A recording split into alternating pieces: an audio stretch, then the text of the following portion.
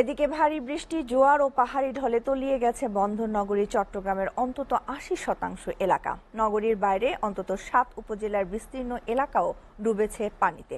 পানি উন্নয়ন বোর্ড ও আবহাওয়া অফিস জানায়, গত কয়েকদিনের মৌসুমী বৃষ্টিতে নাকাল গোটা চট্টগ্রামের মানুষ। এর উপর বুধবার বিকেল থেকে বিভিন্ন এলাকায় নামতে থাকা পাহাড়ি ঢলে ভয়াবহ হয়ে উঠেছে পরিস্থিতি। প্লাবিত হয়েছে ফটিকছড়ি, রাঙ্গুনিয়া, হাটহাজারী, সাতকানিয়া, লোহাগাড়া, আনোয়ারা, বাঁশখালী, মিরসরাই, সীতাকুণ্ড সহ বিস্তীর্ণ এলাকা। ভারী বৃষ্টি অব্যাহত থাকলে আজকালের মধ্যে খুলে দিতে হবে বাঁধ। এতে বন্যা পরিস্থিতির আরও অবনতির আশঙ্কা করছে জেলা প্রশাসন।